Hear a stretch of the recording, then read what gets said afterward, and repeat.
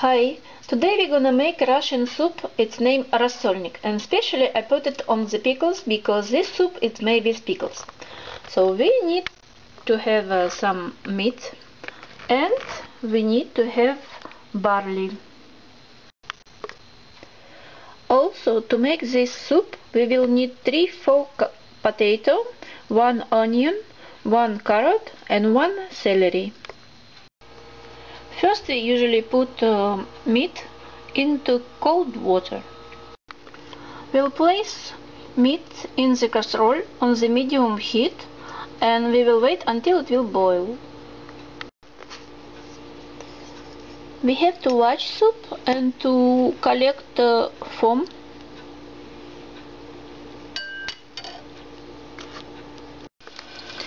When water is already boiled, I will add 1 entire onion and 1 entire carrot.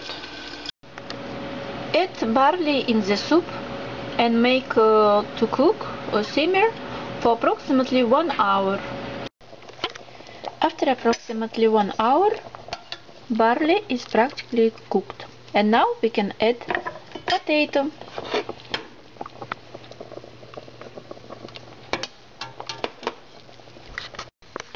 Then we clean 3 marinated cucumbers, and pickles is ready. This is pickles shredded, and we add it to the soup. I added to the soup champignon and basilic and laurier, and this soup is ready in 10 minutes. Soup is ready. It is Russian soup called rassolnik, or soup with barley and cornichon. Have a good appetite.